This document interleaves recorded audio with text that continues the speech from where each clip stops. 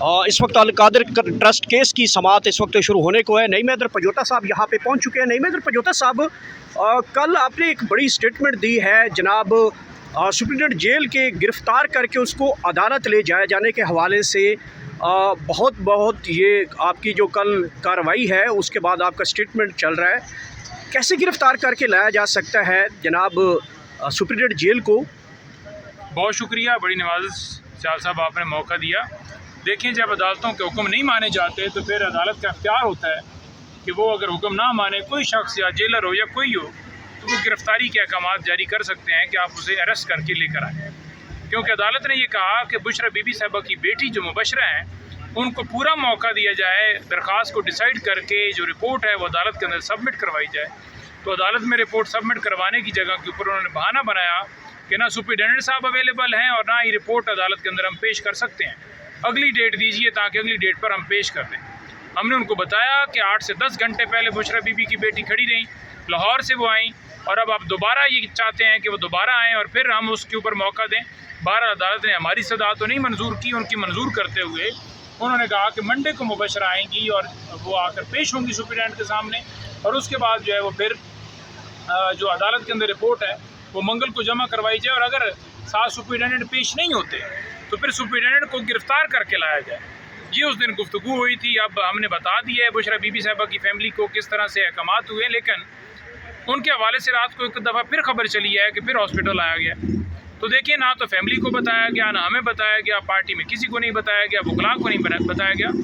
Rule 795 prisoner rule 1978 जो कहता है कि कोई भी कैदी होगा तो उसके वकला फैमिली उसकी जो है फैमिली को ज़रूर बताना है अगर वो बीमार होता है। इमरान खान के टाइम के ऊपर भी यही किया गया।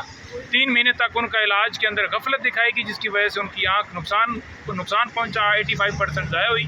और ये सारा कसूर जेल इंतज़ामिया का और उसको जो जेल इंतज़ामिया को कंट्रोल कर रहे हैं या ये जेली हुकूमत वाले हैं, इन तमाम लोगों का है, क्योंकि इन्होंने इमरान खान की आँख को नुकसान पहुँचाया और हम उनकी आँख का नुकसान जो है इनसे रिकवर करेंगे। बिल्कुल इनको हम खाली हाथ नहीं छोड़ने वाले। अच्छा, नहीं की हद तक भी इन्होंने 10 दिन गफलत दिखाई, उनका भी आँख का इलाज 10 दिनों के अंदर नहीं हुआ और फिर आखिरकार ऑपरेशन करना पड़ा। इस हद तक तबीयत ख़राब थी तो ऑपरेशन करना पड़ा। तो हम बिल्कुल ये सारी चीज़ें आपके सामने भी रख रहे हैं, कौम के सामने भी रख रहे हैं, अदालतों में भी रख रहे हैं, हर सतह पे रख रहे हैं। अदालत ने बजाय ये कि उसके अंदर कोई अहकाम जारी करते हुए उनके ज़ाती मौलजीन की रसाई करवाएं या उनको दोनों को शिफ्ट करके उनका प्रॉपर ट्रीटमेंट करवाएं, उल्टा फिर कहा कि आप कमिश्नर के पास जाइए जो कि इस जेली हुकूमत और मोहसिन नकवी के अंडर है। तो उसने क्या हमें रिलीफ देना था? हम तो चाहते थे कि उनका प्रॉपर ट्रीटमेंट हो। नवाज़ शरीफ का इलाज के लिए लंदन वो जा सकता है, क्या हम यहाँ पाकिस्तान में इलाज नहीं मांग सकते? ये हमारा हक नहीं है, ये हमारा मुल्क नहीं है। आपने झूठे मुकदमात में इमरान खान साहब और बीबी को जेल में डाला, उसके बाद आप उनका जो हक है आईनी, जो कानूनी हक है, जो जेल मैनुअल देता है, आप उन्हें हक नहीं दे रहे।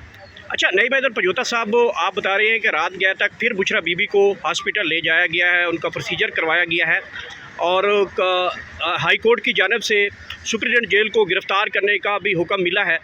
तो क्या समझते नहीं है कि इन्हीं अदालतों ने कई बार तो इन्हीं अदालत की कार्रवाई भी चलाई है सुप्रीडेंट जेलों के ख़िलाफ़, लेकिन कोई खातिर खा उस तरीके से नहीं उनकी तौहीन अदालत लग सकी।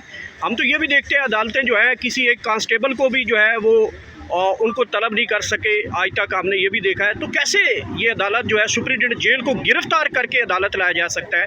आप कैसे समझते हैं कि अदालत इतनी बहादुर फैसले करने जा रही है? देखिए, मसला ये है कि उन्होंने तमाम तर जो पाकिस्तान का निज़ाम है उसे जकड़ा है, और जो रईसी खजर सी वो 26वीं और 27वीं तरमीम के बाद ख़त्म कर दी गई है। अदालती निज़ाम बिल्कुल मफलूज हो चुका है। अब जो जज बोलता है या उसको जेली डिग्री के मामले पे घर भिजवा दिया जाता है, या सिंध या लाहौर या वहाँ पेशावर के अंदर ट्रांसफ़र या किसी और जगह ट्रांसफ़र कर दिया जाता है, और वही आपने देखा पिछले दिनों भी हुआ। तो जब आप जजेस को SHO की तरह ट्रीट करेंगे कि उठा के जिधर मर्जी है फेंक दो या घर भिजवा दो, तो फिर वो भी डर जाएंगे। तो कई जजेस हैं वो नहीं डरे, कई हैं वो उन्होंने कहा जी ठीक है, हम कुर्बानी देने के लिए तैयार हैं। तो ये प्रेशर आवाम का जो हम पे आएगा हम बर्दाश्त कर लेंगे, जो हमारे ऊपर गाली आएगी, तनकीद आएगी, जो हमने इंसाफ नहीं देना हम बर्दाश्त कर लेंगे। बस हमें बिठा दें कुर्सी पर। उन्हें सिर्फ अजीज़ है वो कुर्सी, वो 20-25 लाख तनख्वाह, वो मराद, उनको कोई अजीज़ नहीं है कि उनको अगले जान भी जाना है। ये दुनिया में यहाँ पर भी हिसाब आवाम उनसे मांगेगी। अच्छा सर, ये बताइएगा कि आज अलकादर ट्रस्ट केस की समाअत होने जा रही है और इससे पहले पाकिस्तान तहरीक इंसाफ की जानब से एक दरख्वास्त लगाई गई है कि इमरान खान की डायरेक्शन के बगैर जो है वो केस की समाअत ना लगाई जाए। पहले आप लोग कह रहे थे कि केस लगते नहीं है, हमारी समाअतें नहीं हो रही, अर्ली हियरिंग की दरख्वास्तें आती रहीं। अब अचानक जो है वो कहा यह जा रहा है कि आपकी दरख्वास्त आई है कि इमरान खान की डायरेक्शन के बगैर हम केस की प्रोसीडिंग नहीं चाह रहे। देखें, जो जुडिशल पॉलिसी है वो ये है, ये उस वक्त जो है वो तय हुई थी कि 60 दिनों के अंदर आपने ज़मानतों की यानी सज़ाओं की मुतल्ली की दरख्वास्तों को फ़ैसला करना है। इन्होंने ये किया कि 15 महीने हो गए हैं, इन्होंने फ़ैसला नहीं किया। कभी जज साहब अवेलेबल नहीं है, कभी रमज़ान आ गया, कभी ईद की छुट्टियाँ, कभी प्रोसिक्यूटर अवेलेबल नहीं है, कभी उनकी तैयारी नहीं है। 15 महीने के बाद आप ये कह दें कि अब हम अपील सुनते हैं, जबकि आपको पता है कि ज़मानत पे 10-15 मिनट लगेंगे, 20 मिनट लगेंगे, वो डिसाइड हो जाएगी। तो आप अपील क्यों सुनने जा रहे हैं? क्या बाकी तमाम केसेस के अंदर पहले अपील सुनी जाती है या ज़मानत की दरख्वास्त सुनी जाती है? अगर ज़मानत की दरख्वास्त सुनी जाती है तो आप अपील क्यों सुनना चाहते हैं? तो अपील इसलिए सुनना चाहते हैं कि एक तो उसके ऊपर टाइम लगेगा, 4-5 महीने और ज़ाया होंगे, ज़ाहिरी बात है पूरा केस आर्ग्यू होगा। दूसरा उसका मकसद ये है कि अगर यहाँ से अपील वो खारिज करते हैं, जो कि वो खारिज करेंगे, क्योंकि केस लगते ही सरफराज डोगर साहब के पास है और किसी के पास केस लगते ही नहीं है। क्योंकि हम पहले दिन से कह रहे थे कि ये जज साहब इमरान खान साहब के लिए लाए गए हैं, उनके साथ आसिफ साहब वो भी, जो जज बोल रहे थे कि हम मुदाखलत नहीं पसंद करते, उन्हें ट्रांसफ़र कर दिया। तो मकसद था कि यहाँ से अपील एक तो टाइम हो, दूसरा जो है अपील यहाँ से खारिज हो तो फिर आईनी अदालत के अंदर जाए। यानी यहाँ से सुप्रीम कोर्ट के अंदर मुकदमा नहीं जाएगा बल्कि दोबारा आईनी अदालत के अंदर ही जाएगा। और आईनी अदालत की 26वीं 27वीं तरमीम की रोशनी के अंदर बनाई गई है, जहाँ अपनी मर्जी के जजेस बिठाए गए हैं। तो वहाँ भी ये मोर सबत करनी कि इमरान खान साहब और बुशरा बीबी दोनों जेल के अंदर हैं। अब केस का एक मैं नुक्ता दे देता हूँ कि अलकादर ट्रस्ट केस, इमरान खान ने एक अच्छा काम किया कि इस्लामी तालीम बच्चे हासिल करें।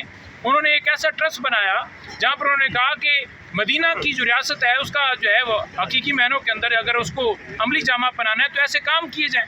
तो उन्होंने कहा कि हमारे बच्चे, उन्होंने कहा कि मेरी फैमिली के लिए मैं नहीं बना रहा, पाकिस्तान की आवाम के लिए बना रहा हूँ कि वो यहाँ से तालीम हासिल करें दीनी। उसके लिए उन्होंने अलकादर ट्रस्ट बनाया। अब वो ट्रस्ट ना इमरान खान के नाम पे है ना बीबी के नाम पे है, वो तो ट्रस्ट है। ट्रस्ट किसी को नहीं पता, अगर इतने भी पढ़े लिखे नहीं है तो वो किताब ही ट्रस्ट वाली पढ़ लें, आपको पता चल जाएगा ट्रस्ट है क्या। अच्छा, नहीं, उसके बाद शहबाज शरीफ ने ये कहा कि हम शुक्रिया अदा करते हैं जो है सुप्रीम कोर्ट का कि हमें 190 मिलियन पाउंड हमें मिल गए। तो जब आपको पैसे भी मिल गए और काम भी अच्छा किया है तो आप भी कोई ऐसा काम कर लें, या आपने सिर्फ सोलंग नालियाँ ठेके ही लेने हैं जिससे सिर्फ आपको पैसा आपको मिलता है। आपने लोगों की तालीम और हेल्थ के ऊपर तवज्जो नहीं देनी, आपने पाकिस्तान में अमन के लिए तवज्जो नहीं देनी, आपने पाकिस्तान के अंदर लोगों को रोज़गार के लिए तवज्जो नहीं देनी। आपकी मनी लॉन्ड्रिंग करके जो आप पैसा लेकर बना के जाने, ये तो अब सारा आलम ने भी इंतशाफ कर दिया कि मोहसिन नकवी क्या कारनामे कर रहे हैं। ये इनकी चार्जशीट है, ये पूरी हुकूमत ये काम कर रही है। अच्छा, लास्टली ये बताइएगा कि अगर कल की जो आपकी दरख्वास्त लगाई गई है कि इमरान खान की डायरेक्शन के बगैर केस की समाअत ना लगाई जाए, अगर ये अपील खारिज हो जाती है तो अगला लीगल ग्राउंड आप क्या बनाएंगे? अगर अपीलों के ऊपर समाअत चीफ जस्टिस शुरू कर देते हैं तो फिर आपका लीगल ग्राउंड क्या बनेगा? देखें, बात सिंपल है कि हमने जो दरख्वास्त दी है वो ये कही है कि एक तो खान साहब से जो मुलाकात है वो कौंसल की कराई जाए कि खान साहब ने हदायत देनी है, केस मेरा है तो मैं बताऊँगा ना कि मेरे केस में पहले अपील करो या ज़मानत करो। पहले अदालत को ये बताया जा चुका है कि रिसेंटली मुलाकात जो सलमान सफदर की हुई, खान साहब ने कहा कि आप पहले ज़मानतों की दरख्वास्तों को डिसाइड करवाएं, जो कि रूटीन में भी हो रहा है। अब उन्होंने कहा नहीं, हमने अपील ही डिसाइड करनी है, जो मैंने आपको बताया कि अपील डिसाइड करने का मकसद क्या है। तो अब हमने दरख्वास्त दी है कि अगर अपील ही आपने करनी है तो पहले हमें खान साहब से पूछने दें, उनसे गो एड लेने दें, वो हमें गो एड देंगे। हमें तो वकालतनामे नहीं दिए जा रहे ताकि खान साहब के इलाज के लिए हम कोई सुप्रीम कोर्ट में पटिशन डाल सकें। अक्टूबर 2025 से लेकर अब तक जो सुप्रीम कोर्ट के अंदर खान साहब से मुलाकात के लिए पटिशन दायर की गई थी उस पर भी फैसला नहीं दिया गया। तो इस तरीके से अदालती निज़ाम को जकड़ा गया। हम चाहते हैं कि खान साहब तक रसाई हो, उनसे पूछा जाए कि वो केस को कैसे आगे चलाना चाहते हैं। अदालत ये चाहती है, तो आपकी राय क्या है, आपकी इंस्ट्रक्शंस क्या हैं? तो इंस्ट्रक्शंस तो एक वकील का हक बनता है कि वो लेना।